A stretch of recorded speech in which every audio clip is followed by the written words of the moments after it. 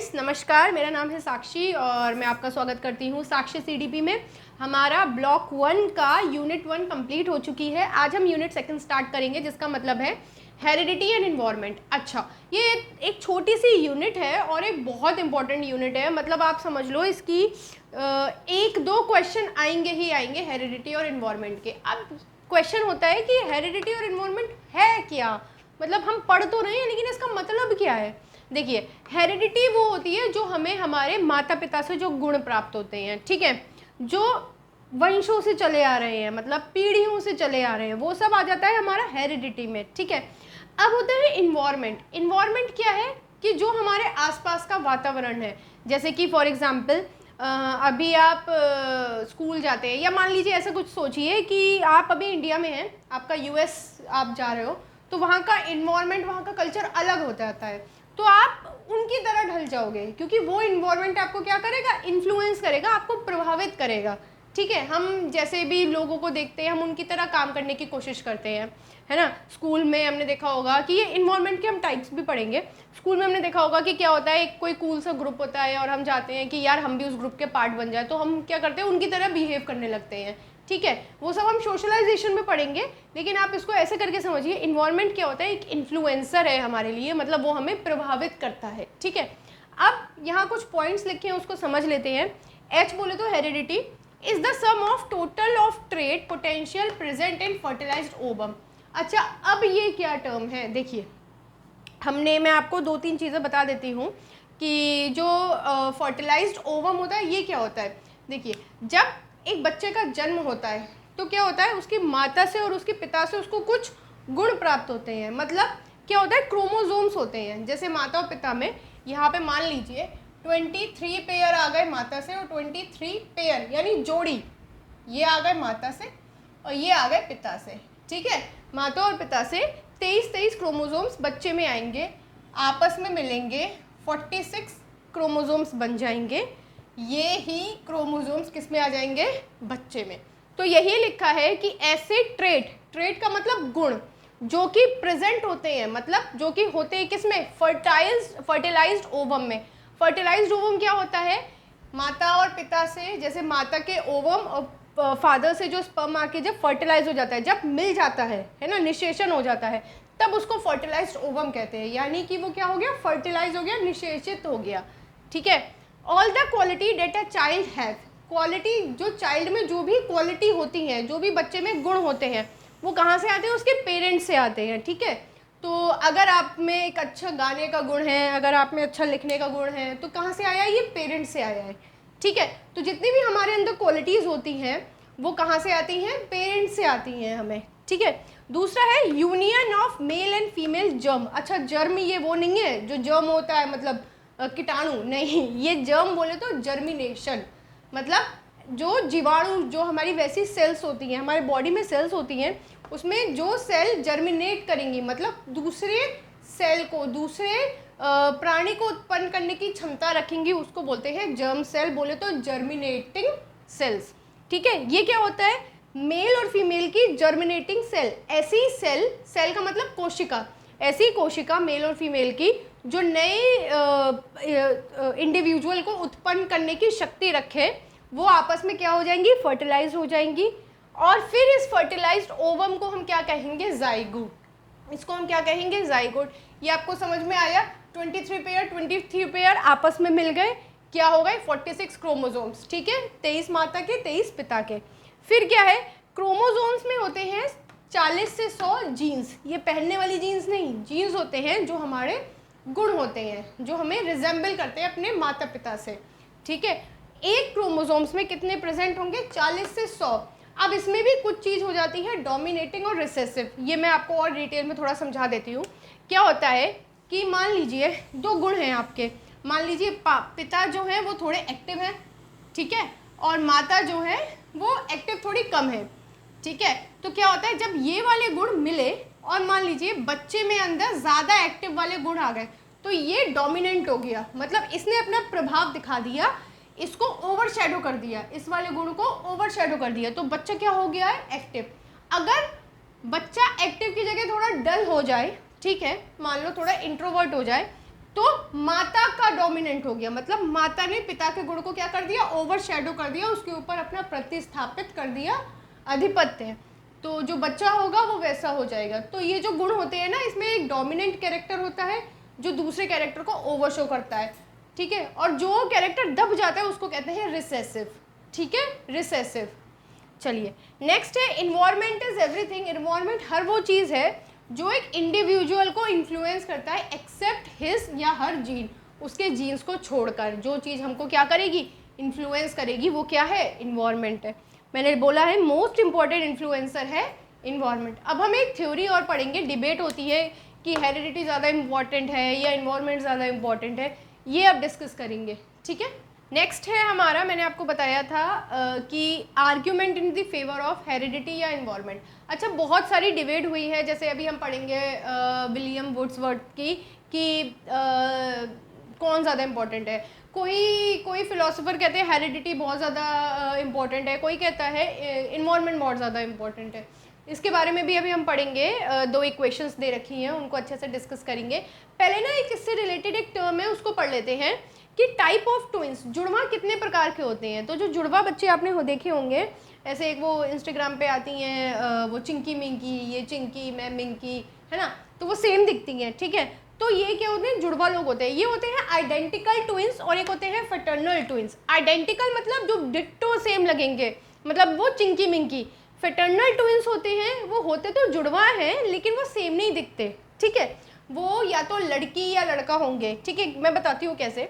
जो identical twins होते हैं, मतलब जो सेम एक से दिखने वाले होते हैं, बिल्कुल डिट्टो कॉपी एक दूसरे की, वो होते हैं एक ही ओवम से। याद कीजिए, जो मैंने आपको ओवम, फर्टिलाइज्ड ओवम जिसको हम जाइगोट कहते हैं, वो एक ही जाइगोट से बनते हैं, डेवलप फ्रॉम वन ओवम, एक ही ओवम से बनेंगे। वो सेम होंगे उनके सेक्स, या तो दोनों लड़की होंगे या तो दोनों क्या होंगे, लड़का, दोनों सेम। जैसे वो उसमें वरुण धवन का जुड़वा 2 में जो रोल था ना, वो यही था, आइडेंटिकल ट्विंस। और सलमान खान का जो जुड़वा में था वो यही था, आइडेंटिकल ट्विंस। दोनों प्रेम एक से लग दिखते थे ना। ये कपिल शर्मा वाली चिंकी मिंकी, ये भी सेम दिखती है ना, तो ये आइडेंटिकल ट्विंस है, ठीक है। दूसरा होता है फ्रेटर्नल ट्विंस। फ्रेटर्नल ट्विंस क्या होते हैं, जो अलग अलग ओवा से डेवलप होते हैं, ठीक है। वूम उनका एक ही रहेगा लेकिन ओवा उनके अलग अलग हो जाएंगे। वो लड़का या लड़की होंगे, ठीक है। क्या होंगे, लड़का या लड़की, वो सेम नहीं होंगे, ठीक है, मतलब उनका सेक्स सेम नहीं होगा, वो डिफरेंट होंगे, ओके। अब इसकी ना एक कोएफिशिएंट कोरिलेशन की एक बहुत इंपॉर्टेंट वो है थ्योरी, इसकी वैल्यूज़ को हमें देखना है। कभी कभी क्वेश्चन एज इट इज़ पूछा जा सकता है, ठीक है। देखिए यहाँ मैंने डिस्क्रिप्शन लिख दिया, मतलब टाइप ऑफ ट्विंस हो गए या टाइप ऑफ चिल्ड्रन हो गए। यहाँ उनका कोरिलेशन, यानी आपस में उन दोनों का कितना कोरिलेशन होगा इन टर्म्स ऑफ उनकी IQ, इंटेलिजेंस से रिलेटेड दोनों का, ठीक है। देखिए अगर कोई आइडेंटिकल ट्विंस है तो वो 0.90, उनकी वैल्यू 0.90 होगी एक दूसरे की IQ में, मतलब बराबर। अच्छा, अब इसे टेबल को याद कैसे करेंगे, इसमें ना 20 माइनस करते हुए चलेंगे तो ईजिली हमें याद हो जाएगी, ठीक है। आइडेंटिकल ट्विंस 0.90, उसके बाद आएगा फ्रेटर्नल ट्विंस, 90 में से 20 माइनस करो 70, ठीक है। तो फ्रेटर्नल ट्विंस कितने हो गए, 70। 20 ही क्यों माइनस करते हैं, क्योंकि जुड़वा का मतलब 2, और देखो यहाँ भी 0 लगा है तो 0 आगे बढ़ा लो, सिंपल, ठीक है। जुड़वा का मतलब 2 होता है ना, जुड़वा का मतलब 1 तो नहीं होता। ट्विंस क्या होते हैं, 2 ही होते हैं, तो 20 माइनस कर दो। फ्रेटर्नल ट्विंस कितने हो गए, 0.70, ठीक है। फिर है सिबलिंग। सिबलिंग का मतलब हमारे भाई बहन, जैसे मैं और मेरा भाई, मुझसे 3 साल छोटा मेरा भाई, ठीक है। तो क्या है, हम दोनों जुड़वा थोड़ी है, हम दोनों सिबलिंग है, भाई बहन है, हम दोनों की एज में डिफरेंस है, ठीक है, लेकिन हमारे माता पिता तो सेम है।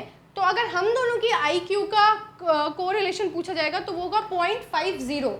70 में से वापस 20 घटा दो आप, कितना आ जाएगा, 0.50। फिर आता है पेरेंट और चिल्ड्रन, मतलब पेरेंट और चिल्ड्रन के बीच में दोनों की IQ में कितना कोरिलेशन होगा, वो कितना एक दूसरे को कोरिलेट करेंगे, ठीक है, वो होगा 0.31। अच्छा, अब इसमें क्या है, 31 आपको ऐसे याद रखना पड़ेगा, क्योंकि देखिए अगर 50 में से 20 घटाओगे तो आएगा 30, लेकिन क्या करेंगे, पेरेंट्स हमसे एक कदम आगे होते हैं, इसलिए 30 को एक कदम आगे कर दो, 31। जहाँ भी पेरेंट दिख जाए वो एंड में अनरिलेटेड चिल्ड्रन से एक कदम आगे, 31, ठीक है। लास्ट होता है अनरिलेटेड चिल्ड्रन, कोई भी दो अनरिलेटेड जिनका कोई रिलेशन नहीं है, पड़ोसी का बच्चा और आपके, आप दोनों के बीच में कितना IQ का होगा 0.30, ठीक है। कैसे याद रखेंगे? Identical twins Chinki Minki, fraternal twins जो एक लड़का एक लड़की ट्विंस होते हैं, सिबलिंग भाई बहन, पेरेंट और चिल्ड्रन हमसे एक कदम आगे अनरेटेड चिल्ड्रन। कैसे? 90, 20 माइनस किया 70, 20 माइनस किया 50, 20 माइनस करेंगे 30, लेकिन पेरेंट हमसे एक कदम आगे हैं तो 31, ठीक है। तो ये हमारी टर्म थी। अब हम इसके बाद दो इक्वेशंस पढ़ेंगे जो कि और ज़्यादा इंपॉर्टेंट है, ठीक है। तो फटाफट से आई थिंक रिवाइज करने की ज़रूरत नहीं है, फिर भी एक बार आपको बता देती हूँ। दो टाइप के ट्विंस थे, आइडेंटिकल जो डिट्टो सेम लगेंगे, चिंकी मिंकी जुड़वा वाले, डेवलप एक ही ओवम से डेवलप होंगे, सेम सेक्स हो जाएगा, लड़की लड़की होगी या लड़का लड़का होगा।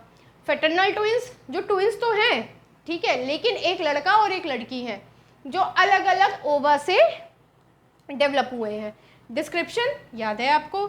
Identical, fraternal, sibling, parent, unrelated. 90, 20 गया 70, 20 गया 50, पेरेंट हमसे एक कदम आगे यानी 30 आना चाहिए, आ गया 31, सिंपल। चलिए आगे पढ़ते हैं, फटाफट से इस यूनिट को ख़त्म करते हैं। अच्छा, इसमें मैंने आपको बताया था विलियम वुड्सवर्थ की एक इक्वेशन थी कि हेरिडिटी और इन्वायरमेंट क्या होते हैं, वो एक दूसरे के पूरक होते हैं, मतलब दोनों ही ज़्यादा इंपॉर्टेंट है। देखिए, हमें किसी भी एक चीज़ को ज़्यादा इंपॉर्टेंस नहीं दे सकते। हेरिडिटी और इन्वायरमेंट एक दूसरे के पूरक हैं। अब जब दोनों आपस में मिलेंगे तभी क्या होगा? डेवलपमेंट होगा। तो आप ये नहीं कह सकते हो कि इन्वायरमेंट बहुत बड़ा इन्फ्लुएंसर है या हेरिडिटी बहुत बड़ी इन्फ्लुएंसर है, नहीं, दोनों। क्वेश्चन आ सकता है कि एक बच्चे को इन्फ्लुएंस करने के लिए किसका ज़्यादा रोल है? इन्वायरमेंट का, A option, B option heredity का, सी ऑप्शन दोनों का, या डी ऑप्शन इनमें से कोई नहीं। तो आपको दोनों के पे टिक करना है क्योंकि वो एक दूसरे के पूरक है, ठीक है, वो एक दूसरे को पूर्ण करते हैं, ठीक है, कॉम्प्लीमेंट्री टाइप के, ठीक है। ऐसे ही दो इक्वेशंस दे रखी हैं NIOS में, पहली देख लेते हैं जिसको कहते हैं relative significance of heredity and environment. ये क्या है? ये बताया है कि अगर बच्चे का डेवलपमेंट, DL का मतलब डेवलपमेंट, अगर बच्चे का आपको डेवलपमेंट देखना है तो हेरिडिटी, इन्वायरमेंट और टाइम, इन तीनों का प्रोडक्ट होगा। मतलब हेरिडिटी उठाया, इन्वायरमेंट उठाया और टाइम उठाया, इन तीनों का प्रोडक्ट ही क्या कहलाएगा? डेवलपमेंट। प्रोडक्ट बोले तो उनका उत्पाद। अगर आपने हेरिडिटी यहाँ से इन्वायरमेंट ऐसे समझ सकते हैं, हेरिडिटी HE और T, heredity environment of time HET, इनको आपस में मिला दिया तो जो इनका प्रोडक्ट होगा, जो इनका उत्पाद होगा, उसको क्या कहेंगे? डेवलपमेंट, DL, ठीक है। दूसरी इक्वेशन क्या है कि अगर कोई इंडिविजुअल मतलब कोई भी एक इंसान, उसका रिप्रेजेंट बाय एरिया, उसका एरिया कैसे रिप्रेजेंट? अच्छा, आप मुझे बताइए रेक्टेंगल के एरिया का फॉर्मूला क्या होता है? तो रेक्टेंगल होता क्या है? रेक्टेंगल बोला तो आयत ऐसा सा, ठीक है, जिसकी ये वाली भुजा यानी लंबाई और चौड़ाई क्या होती है? बराबर होती है। सॉरी, ये हो गई, ठीक है, लंबाई आमने सामने वाली भुजा क्या होंगी? बराबर होंगी। तो अगर हमें इसका एरिया निकालना था मैथ्स में तो हम क्या करते थे? लंबाई और चौड़ाई की क्या कर देते थे? मल्टीप्लाई कर देते थे, यानी क्या कर देते थे? L इंटू ब्रेथ, ये क्या हो जाता था? एरिया। तो बस इसी से ही समझते हैं कि अगर एक इन्वायरमेंट का आपको, मतलब एक इंडिविजुअल का आपको एरिया निकालना है तो आप क्या करोगे? उसकी ब्रेथ बोले तो उसकी हेरिडिटी और H बोले तो इसके इन्वायरमेंट, हेरिडिटी और इन्वायरमेंट को क्या कर दोगे? मल्टीप्लाई, ठीक है। यानी इंडिविजुअल का एरिया बराबर क्या होगा? B को हमने क्या माना है? हेरिडिटी, और H को हमने क्या माना है? इन्वायरमेंट। देखिए, L इंटू बी, इसको हम लंबाई और चौड़ाई कहते हैं ना, इसको हम लेंथ कहते हैं, इसको ब्रेथ कहते हैं, ठीक है। अच्छा, अब मैंने B और H क्यों लिखा? क्योंकि इंग्लिश में इसमें क्या लिखा है? बेस आधार, H हाइट, बेस और हाइट को लेके, ठीक है। तो क्या होता है? L इंटू बी कर लो, चाहे वो कर लो, लेकिन क्या ये जो इन दोनों का उत्पाद होगा उसी से ही आप बच्चे का क्या निकाल सकते हो? डेवलपमेंट। लास्ट है, फटाफट से देख लेते हैं कि इसका एजुकेशनल इम्प्लीकेशन क्या है। बहुत ही छोटी सी यूनिट थी तो बस सम अप होने वाली है कि टीचर क्या करे? वो बच्चों को बेटर एजुकेशन प्रोवाइड करे और बेटर इन्वायरमेंट प्रोवाइड करे। इन्वायरमेंट का मैं आपको शुरू से बोल रही हूँ कि बहुत ज़्यादा इंपॉर्टेंट रोल है। मतलब ऐसा नहीं है कि आप बच्चे को एक अनहेल्दी सा इन्वायरमेंट दो, आप बच्चे को बहुत हेल्दी सा इन्वायरमेंट दो जिसमें बच्चा अपने आप को एक्सप्लोर करे, जो उसके अंदर हिडन टैलेंट है वो निखर के आए, है ना। तो बच्चे को एक हेल्दी एटमॉस्फेयर प्रदान करो, इन्वायरमेंट प्रदान करो और बेटर एजुकेशन दो, ठीक है। को करिकुलर और करिकुलर एक्टिविटीज़ दोनों। अच्छा, ये क्या होता है? एक होता है पाठ्य क्रियाएं, एक होता है पाठ्य सहगामी, मतलब पाठ्य सहगामी क्रियाएं।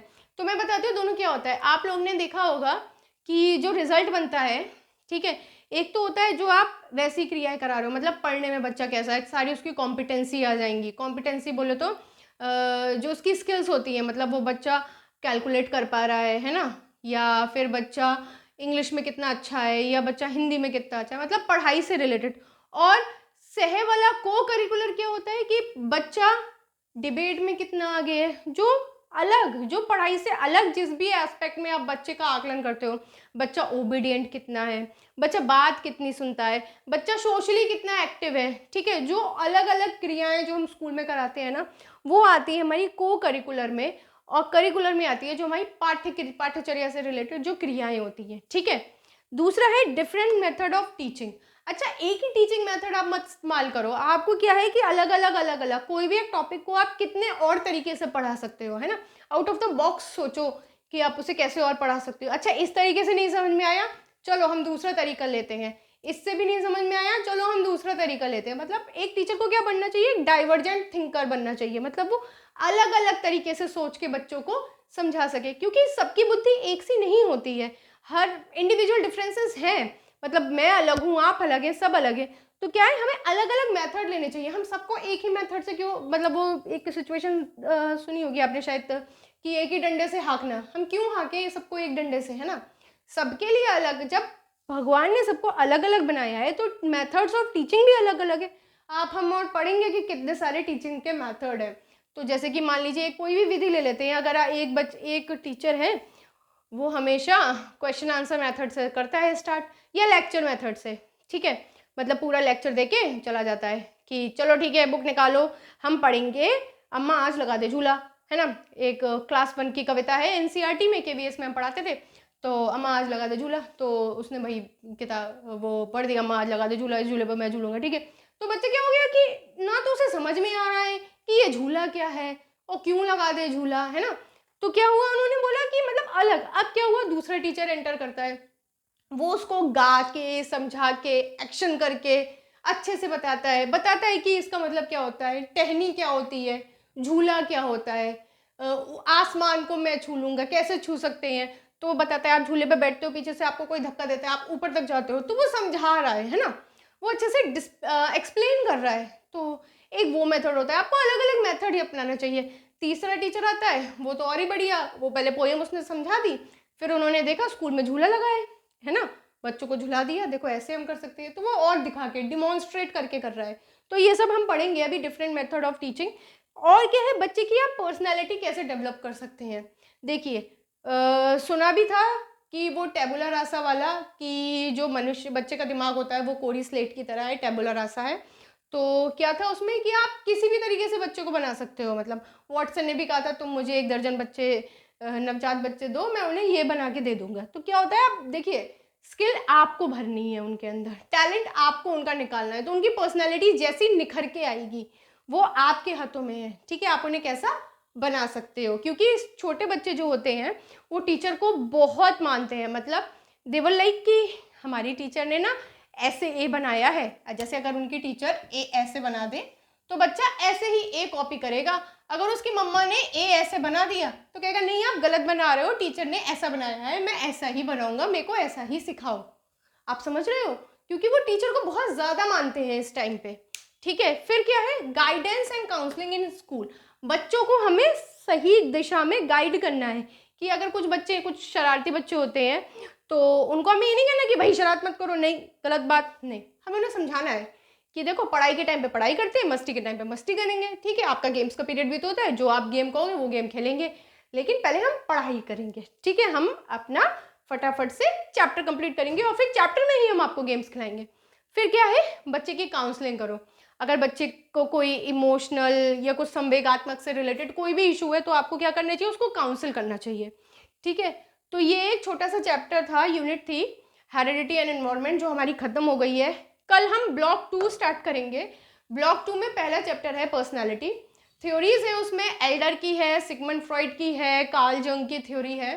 तो इनको पढ़ेंगे और इन थ्योरी में से क्वेश्चन आते हैं। तो ये जो हमने ब्लॉक ही लिया है 506, ये कम से कम नहीं तो कम से कम आपका सबसे भयंकर ब्लॉक है, इसमें आधे से ज़्यादा आपकी CDP कंप्लीट हो जाएगी, ठीक है। तो ये ब्लॉक अपने आप में भी बहुत इंपॉर्टेंट है, ठीक है। चलिए, तो कल मिलते हैं, तब तक के लिए आप चैनल को लाइक, शेयर और सब्सक्राइब कर दीजिए। मैंने रिवाइज कराया था, नहीं कराया था, करा देती हूँ, 2 मिनट लगेंगे। रिवाइज करने से क्या होता है ना, हमें रिकॉल हो जाता है, हमें याद रहता है। क्या बताया था मैंने कि 2 थ्योरी थी, H और E की, हेरिडिटी और इन्वायरमेंट की। क्या हेरिडिटी, इन्वायरमेंट और टाइम, इनका प्रोडक्ट ही क्या होगा, डेवलपमेंट। दूसरा मैंने बताया था आपको कि जैसे हम आयत का एरिया निकालते हैं, ठीक है, क्या लंबाई गुणा चौड़ाई, ऐसे ही हम बच्चे का निकाल देंगे। ए बोले तो इंडिविजुअल उसका, बी का मतलब उसकी हाइट, बी का मतलब सॉरी उसकी हेरिडिटी, और एच का मतलब क्या, उसका इन्वायरमेंट। बेस इनटू हाइट के हिसाब से आप लगा लीजिएगा। एजुकेशनल इम्प्लीकेशन, टीचर जो है वो बेटर एजुकेशन प्रोवाइड करे और बेटर इन्वायरमेंट दे। को करिकुलर और करिकुलर दोनों एक्टिविटीज कराए। ये नहीं है कि पाठ पढ़ाया जा रहा है, पढ़ाया जा रहा है, पढ़ाया जा रहा है, नहीं भैया, आगे भी तो चीज़ों को एक्सप्लोर करो। बच्चा अच्छा गा सकता है, बच्चा अच्छा बोल सकता है, एक वक्ता अच्छा है, कौन निखारेगा, आप ही लोग तो निखारोगे, ठीक है। डिफरेंट मेथड ऑफ टीचिंग, वो हम आज लगा दे झूला वाला, ठीक है। पर्सनैलिटी डेवलपमेंट बच्चे की करो, ठीक है। फिर गाइडेंस और काउंसलिंग हो स्कूल में।